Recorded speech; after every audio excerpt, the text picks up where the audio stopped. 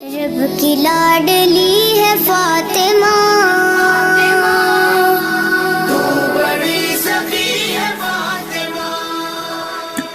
چلیں آج پھر میں سیدہ عالمین کی سیرت طیبہ کے بارے میں جو ہے نا وہ تھوڑا سا سٹارٹ لیتے ہیں ہم، ٹھیک ہے؟ ہاں جی، میں سٹارٹ کر رہا ہوں آج نا۔ میں ذرا سا ایک ٹاپک ہے، عام طور پہ عوام کے ساتھ اس کو ڈسکس نہیں کیا جاتا۔ آپ کہہ لیں کہ یہ آل محمد علیہ السلام جو ہیں اور نبی علیہ الصلوۃ والسلام جو ہیں، حضور سرور کائنات اور آل محمد علیہ الصلوۃ والسلام کی جو ذات اقدس ہے یا ان کی سیرت طیبہ ہے، اس میں سے یہ پہلو چھپا ہوا ہے۔ مطلب اس کے بارے میں بات عام طور پہ نہیں کی جاتی۔ اس کی ریزن یہ ہے کہ جو سیرت رسول خدا یا سیرت اہل بیت کے بارے میں بات کرنے والے حضرات ہیں، بے شک وہ شیعوں میں ہوں یا سنیوں میں ہوں، اگر وہ یہ ٹاپک ڈسکس کریں گے تو پھر وہ خود کو جسٹیفائی نہیں کر پائیں گے نا، کیونکہ اکثر جو سیرت کا لیکچر دینے والے بندے ہیں ان کی اپنی سیرت اس کے منافی ہوتی ہے، ٹھیک ہے؟ تو یہ آپ کہہ لیں کہ بڑی خاص چیز ہے آل محمد علیہ السلام کی سیرت میں۔ اگر آپ لوگوں کی اجازت ہو تو پھر ہم اس کو سٹارٹ کریں، ٹھیک ہے جی؟ یہ ایک چیز ہے زہد، آپ میں شاید کسی کو اس کے بارے میں علم ہو یا نہ ہو۔ تو اس میں یہ سورہ مبارکہ یوسف، سورہ یوسف، ٹھیک ہے؟ تو اس کی آیت نمبر ہے 20۔ یہ لاسٹ سیشن میں بھی ہم نے ڈسکس کی تھی، یہ دیکھیں۔ وَشَرُّوهُ شَرُّوهُ بِثَمَنٍ بَخْسٍ دَرَاهِمْ مَعْدُودَةٍ کہ جناب یوسف علیہ السلام کو جو بیچا گیا نا، تو انہوں نے بہت ہی ہلکی پھلکی قیمت پر، گنتی کے چند درہموں پر ہی بیچ ڈالا، مطلب بہت کم قیمت لی انہوں نے، بخس کیا انہوں نے، ٹھیک ہے؟ تو آگے آتا ہے وَكَانُوا فِيهِ مِنَ الزَّاهِدِينَ، یہ لفظ لکھا ہوا ہے زاہدین، زاہد۔ یہ زاہد جو ہے نا، یہ زاہد زہد سے ہے، ٹھیک ہے؟ اس کے بارے میں انہوں نے لکھا ہوا ہے، تو جناب یوسف کے بارے میں بہت ہی بے رغبت تھے۔ زاہد ہوتا ہے جو کسی چیز کی طرف بے رغبت ہو، جس کو کسی چیز کی کوئی رغبت ہی نہ ہو، کسی چیز کی کوئی خواہش نہ ہو، ٹھیک ہے؟ جو اس سے آپ کہہ لیں کہ دور ہو چکا ہو، اور جو کسی بھی چیز کی خواہش سے اپنے آپ کو روک لے، اس کو قرآن پاک کی زبان میں زاہد کہا جاتا ہے، ٹھیک ہے؟ اب یہ دیکھیں، یہ کتاب ہے صحیح مسلم، صحیح مسلم شریف، ٹھیک ہے؟ صحیح مسلم۔ اب اس میں ایک پورا چیپٹر ہے، پورا چیپٹر ہے مسلم شریف کے اندر نا۔ اس کی لاسٹ آخری والیوم ہے مسلم شریف کا، اس میں مسلم شریف نے پورا ایک چیپٹر باندھا کتاب الزہد، زہد کا بیان۔ اس کا ترجمہ انہوں نے کیا ہوا ہے دنیا سے نفرت دلانے والی حدیثوں کا بیان۔ مطلب یہ مال دنیا جو ہے بندے کو اس سے نفرت دلانے کا بیان۔ اور کوئی ایسا سپیکر آج دنیا میں موجود نہیں ہے، چاہے وہ شیعوں میں ہو یا سنیوں میں ہو، جو دنیا سے زاہد ہو، ٹھیک ہے؟ بے شک وہ پیر ہو، وہ مولوی ہو، یا کوئی موٹیویشنل سپیکر ہو، یا جو بھی ہو، وہ اپنی سپیک کا کوئی نہ کوئی پیسے لیتا ہے یا جو بھی ہے کچھ کرتا ہے، مطلب اس کا لائف سٹائل جو ہے کام بندے سے بہت اچھا ہوتا ہے، ٹھیک ہے؟ مگر یہ رسول خدا کا لائف سٹائل ایسا نہیں تھا، اہل بیت کا لائف سٹائل ایسا نہیں تھا۔ یہ دیکھیں رسول خدا نے بیان کیا کیا، یہ مسلم شریف کی حدیث ہے۔ اگر آپ میں سے کسی کا کوئی کویسچن ہو اس معاملے میں تو آپ مجھ سے کر سکتے ہیں فریلی، ٹھیک ہے؟ روک بھی سکتے ہیں۔ تو یہ حدیث نمبر ہے 7417، سوری۔ اس میں ابو ہریرہ روایت فرماتے ہیں کہ رسول اللہ صلی اللہ علیہ وآلہ وسلم نے فرمایا کہ دنیا قید خانہ ہے مومن کا، کہ مومن دنیا میں ایسے رہتا ہے جیسے کوئی بندہ پریزن میں ہو، پریزنر ہے مومن دنیا کا، قید میں ہے مومن اس دنیا میں، ٹھیک ہے؟ اور جنت ہے کافر کی، مطلب کافر کے لیے دنیا جنت ہے اور مومن کے لیے قید خانہ ہے، مطلب بڑی سخت جگہ ہے مومن کے لیے نا۔ یہ آگے دیکھیں رسول خدا نے اس چیز کو کس معنی میں یوز کیا، یہ 7418 ہے مسلم شریف کی۔ یہ پورا باب زہد آپ پڑھیں، آپ کانوں کو ہاتھ لگائیں گے کہ یہ مولوی حضرات، جو پیر حضرات جو گاڑیوں میں گھوم رہے ہیں، عوام کا خون چوس رہے ہیں، لوگوں سے پیسے بٹور رہے ہیں، یہ کس جگہ پہ کھڑے ہیں؟ رسول خدا کے دین میں ان کی کیا ویلیو ہوگی؟ یہ دیکھیے گا رسول خدا نے آگے جو مثال بیان فرمائی ہے، اللہ اللہ کانوں کو ہاتھ لگوا دیتی ہے۔ جابر بن عبداللہ سے روایت ہے کہ رسول اللہ صلی اللہ علیہ وسلم بازار سے گزرے، آپ مدینے میں آ رہے تھے، حضور سرور کائنات مدینے کے ایک بازار سے گزرے تھے، مدینے کی طرف، کسی عالیہ کی طرف سے، مطلب کوئی اونچی جگہ پہ مقام تھا، کوئی پہاڑی ٹائپ سلسلہ ہے نا، تو کسی پہاڑ کے اوپر کوئی گھر وغیرہ تھا، تو اس سے رسول خدا نیچے اتر رہے تھے نا۔ آگے آتا ہے اور لوگ آپ صلی اللہ علیہ وسلم کے ایک طرف یا دونوں طرف تھے، آپ نے ایک بھیڑیے کا بچہ چھوٹے کان والا مردہ دیکھا۔ مطلب آقا تاجدار انبیاء والمرسلین علیہ الصلوۃ والسلام جب تشریف لا رہے تھے تو وہاں پہ سردار الانبیاء علیہ الصلوۃ والسلام نے دیکھا کہ ایک بھیڑیے کا چھوٹا سا بچہ ہے، اس کا کان نہیں ہے نا، اس کے کان چھوٹے ہیں، اور جو چھوٹے کان والا بھیڑیا ہو نا، اس کو مطلب آپ کہہ لیں کہ عرب کے اندر اتنی عزت کی نگاہ سے نہیں دیکھا جاتا تھا، اس کو غیر نسلی بھیڑیا سمجھا جاتا تھا، ٹھیک ہے؟ تو وہ ایک غیر نسلی بھیڑیے کا بچہ تھا اور وہ حالت مرداری میں پڑا ہوا تھا، مرا ہوا تھا، ٹھیک ہے؟ آگے آتا ہے اس کا کان پکڑا پھر فرمایا تم میں سے کون یہ لیتا ہے ایک درہم کو؟ نبی علیہ السلام نے فرمایا یہ جو مردہ پڑا ہوا ہے، یہ جس کا جسم مر چکا ہے، اس میں گل سڑ گیا ہے، اس میں کیڑے پڑے ہوئے ہیں اور اس میں بدبو آ رہی ہے، یہ ایک نجس چیز جو پڑی ہوئی ہے، تم میں سے کوئی ایسا بندہ ہے جو ایک درہم کے بدلے اس کو خرید لے؟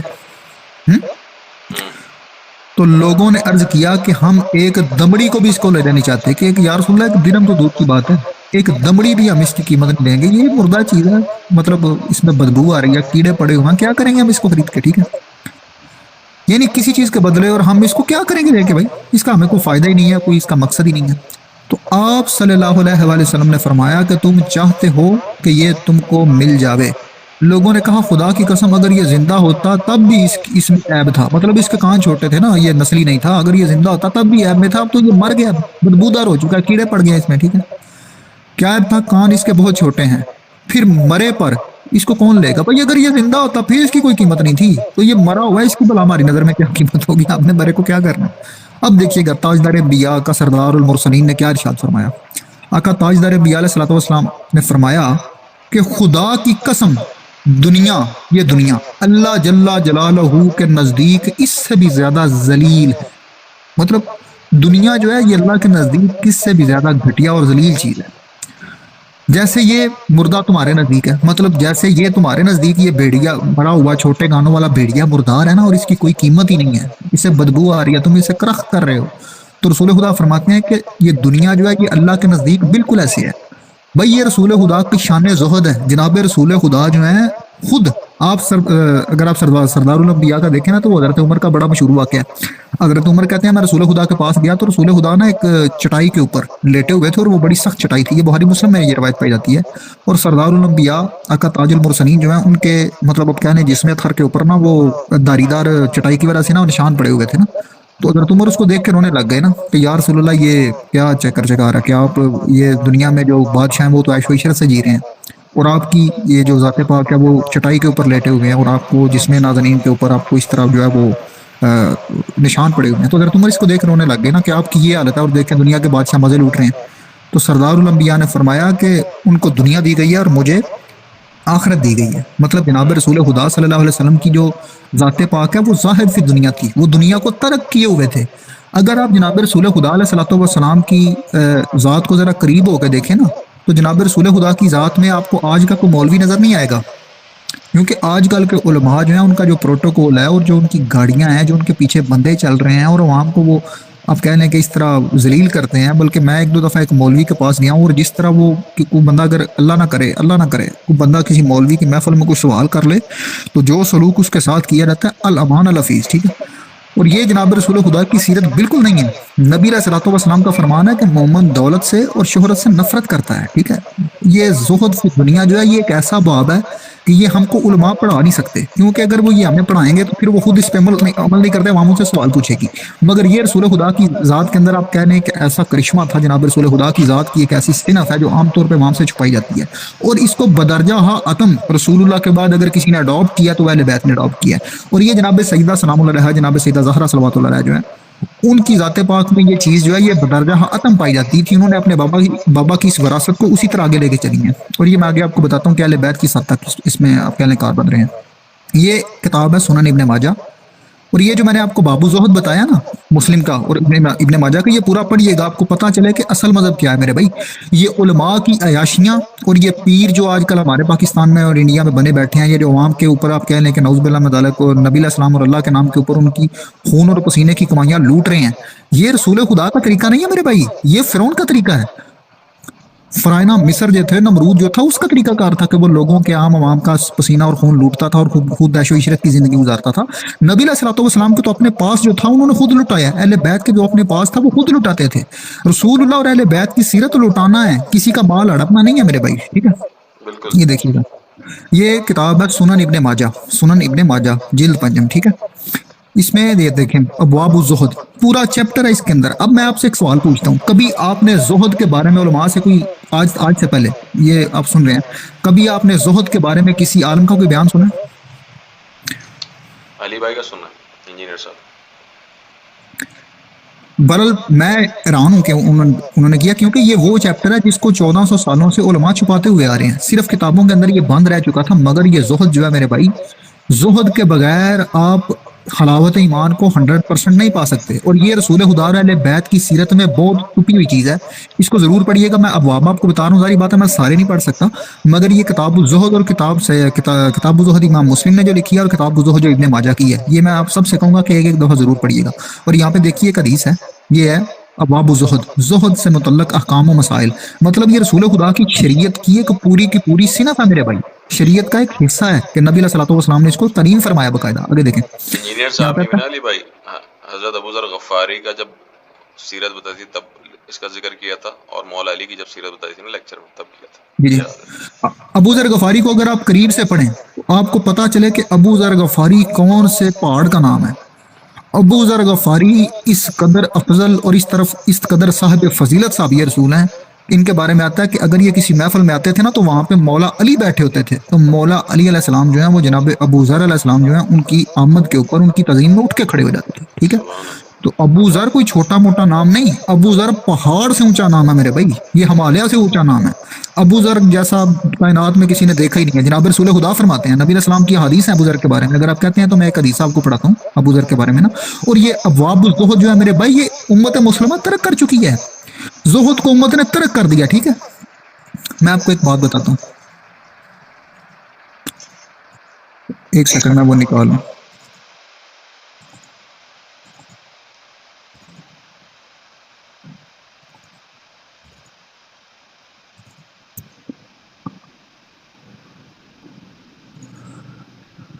یہ دیکھیے گا ابو ذر کے ساتھ ہوا کیا ہے، دیکھیے گا، اور صرف زہد کی وجہ سے کیا گیا ہے، اور یہ کوئی چھوٹی موٹی ذات نہیں ہے جناب ابو ذر۔ یہ دیکھیں، یہ کتاب ہے صحیح البخاری، اس کے اندر یہ دیکھیں حدیث نمبر ہے 1406، اس میں دیکھیں انہیں زہیب بن وہب نے کہا کہ میں نے مقام ربضہ سے گزر رہا تھا کہ ابو ذر دکھائی دیے، اور مقام ربضہ وہ مقام ہے جہاں پہ ابو ذر علیہ السلام نے اپنا آخری وقت گزارا ہے، ٹھیک ہے۔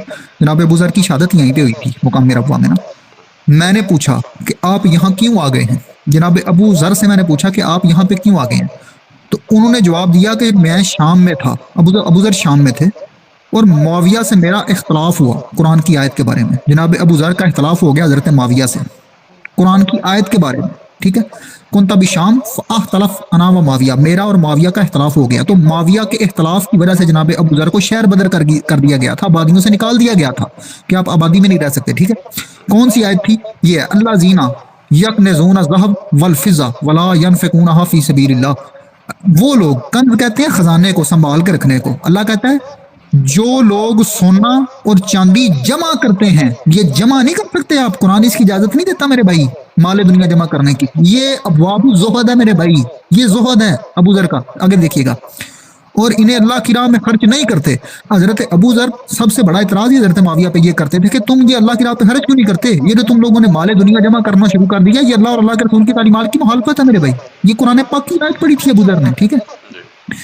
تو آگے آتا ہے جی، معاویہ کا کہنا تھا کہ یہ آیت اہل کتاب کے بارے میں نازل ہوئی ہے، اور میں یہ کہتا تھا کہ اہل کتاب کے ساتھ ہمارے متعلق بھی نازل ہوئی ہے۔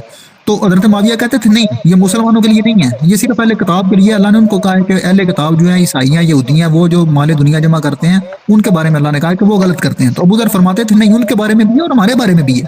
اب معاویہ اور ابو ذر کا جب اختلاف ہو جائے تو پھر سچا کون ہوگا، یہ ہم رسول اللہ سے فیصلہ کروائیں گے نا۔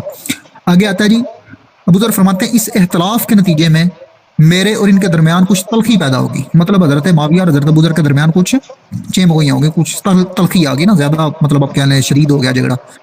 چنانچہ انہوں نے حضرت عثمان، ہاں جی آرگیومنٹ ہو گیا، آرگومنٹ ہو گیا، تو حضرت معاویہ جو ہیں انہوں نے حضرت عثمان جو ان دنوں خلیفۃ المسلمین تھے ان کے یہاں میری شکایت کر دی، مطلب حضرت عثمان کو حضرت ابو ذر غفاری کی شکایت کی گئی۔ عثمان نے مجھے لکھا کہ میں مدینے چلا جاؤں، تو حضرت عثمان نے حضرت معاویہ کو کچھ نہیں کہا، انہوں نے حضرت ابو ذر کو کہا کہ سرکار آپ ادھر سے چلے جائیں، مدینے آ جائیں نا، آپ معاویہ سے اختلاف نہ کریں۔ چنانچہ میں چلا آیا، جب وہاں پہنچا تو لوگوں کا میرے یہاں اس طرح ہجوم ہونے لگا جیسے انہوں نے مجھے پہلے دیکھا ہی نہ ہو۔ پھر جب میں نے لوگوں کو اس طرح اپنی طرف آنے سے متعلق عثمان سے کہا تو انہوں نے فرمایا کہ اگر مناسب سمجھو تو یہاں کا قیام چھوڑ کر مدینے سے قریب ہی کسی اور جگہ الگ اختیار، مطلب جناب ابو ذر کو جناب عثمان کے حکم سے مدینے سے نکال دیا گیا، ٹھیک ہے۔ تو جناب ابو ذر کی لائف بڑی سخت گزری ہے میرے بھائی۔ ابو ذر جو ہے وہ جناب رسول خدا کی تعلیمات کو لے کے چل رہے تھے، اور بڑی سخت تعلیمات تھی جو جناب ابو ذر کے پاس تھی، اور معاویہ جو صحابی رسول ہیں ان سے بھی ابو ذر کی وہ تعلیمات جو ہیں وہ برداشت نہیں ہوئی، اتنی سخت تھی، کیونکہ زہد فی دنیا کوئی عام مسئلہ نہیں ہے میرے بھائی۔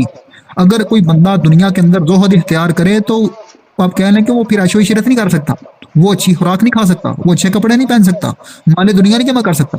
آگے دیکھیے گا, ایک سیکنڈ,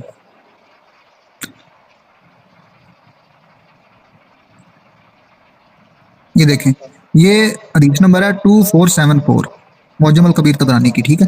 اس میں آتا ہے, ابو ذر سے روایت ہے, وہ فرماتے ہیں کہ حضور میرے سامنے یہ آیت تلاوت کرتے تھے, جو اللہ سے ڈرتا ہے اللہ اس کے لیے نکلنے کا راستہ, اس کو ایسی جگہ سے رزق دیتا ہے جہاں سے اس کو گمان بھی نہیں ہوتا, اور جو اللہ پر بھروسہ کرتا ہے اللہ اس کے لیے کافی ہوتا ہے. آپ اس کو بار بار پڑھنے لگے, یہاں تک میں رونے لگا. پھر فرمایا, پھر جناب ابو ذر رونے لگ گئے رسول خدا کے سامنے نا, قرآن پاک آیات کی وجہ سے نا, وہ جناب ابو ذر کے دل پہ اثر کر رہی تھی.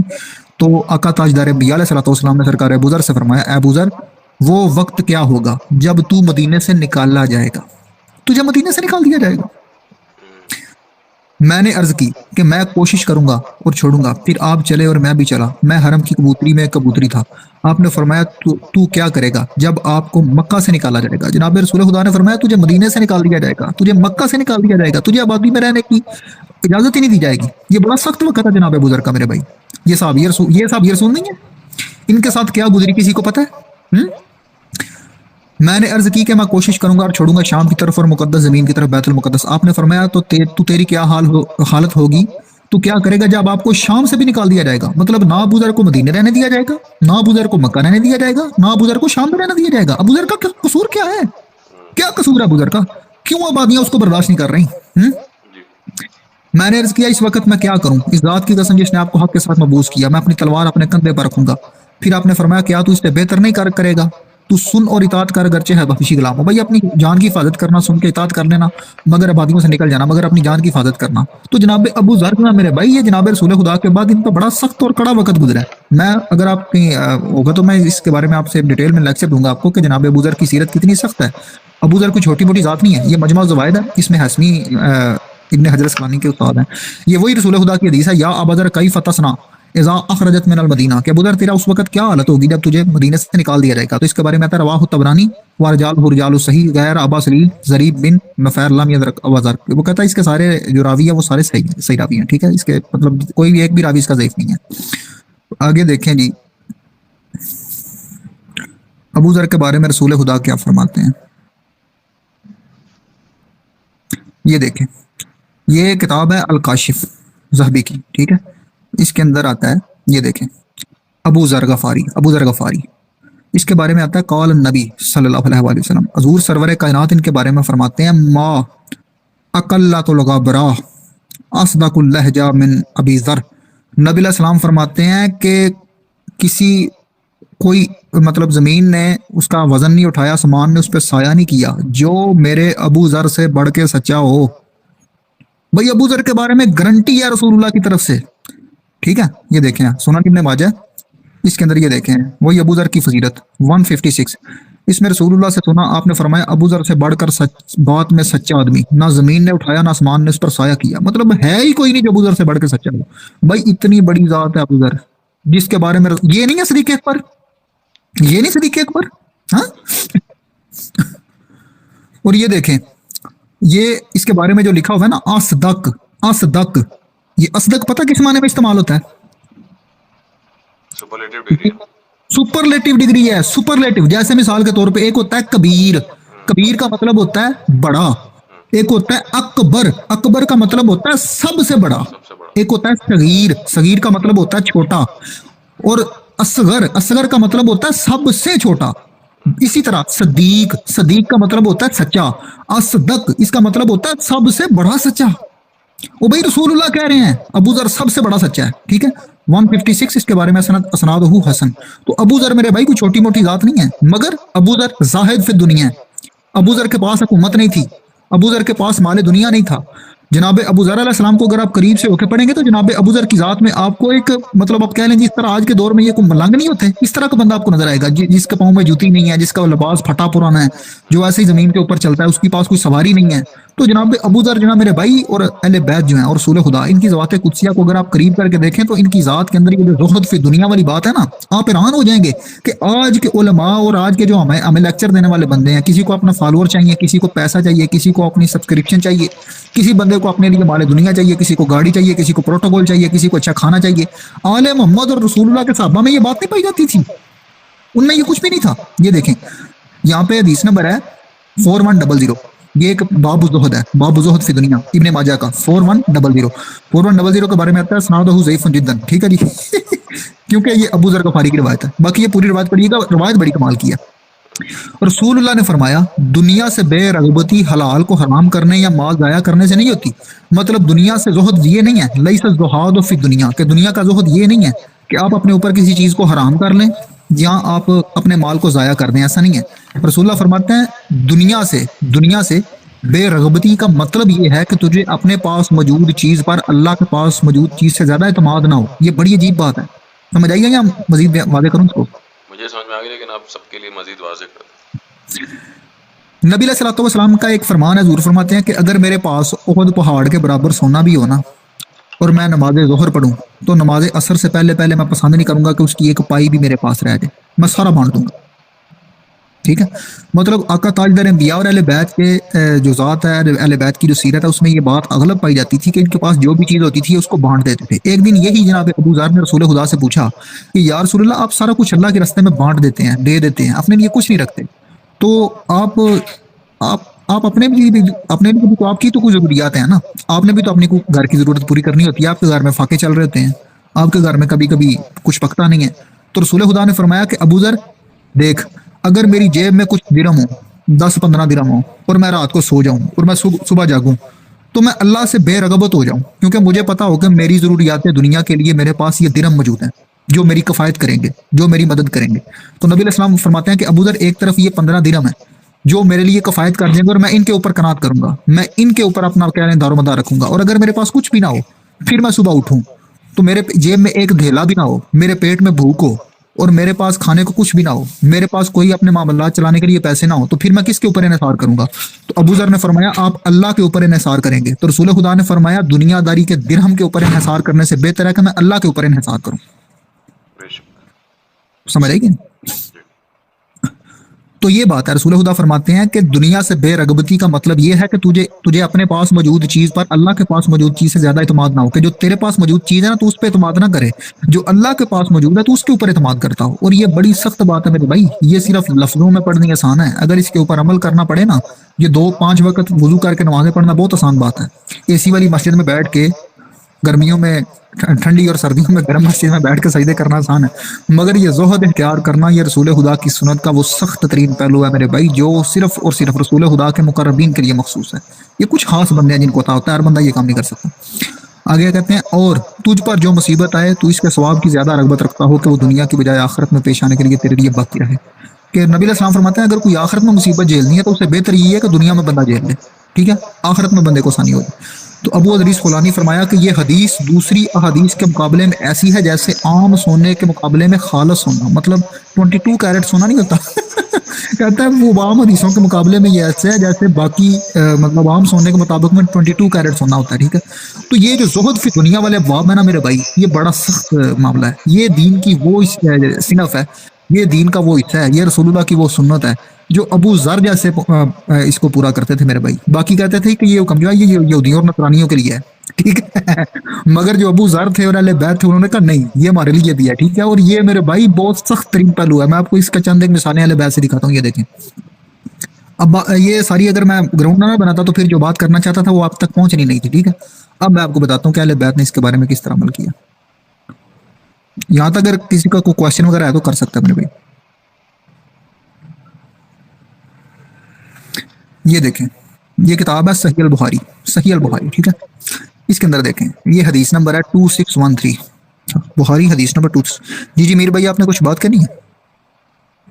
जी ज़कात का जो कॉन्सेप्ट मिलता है फिर वो कैसे हम पूरा करेंगे? की आवाज़ बहुत कम आ रही है।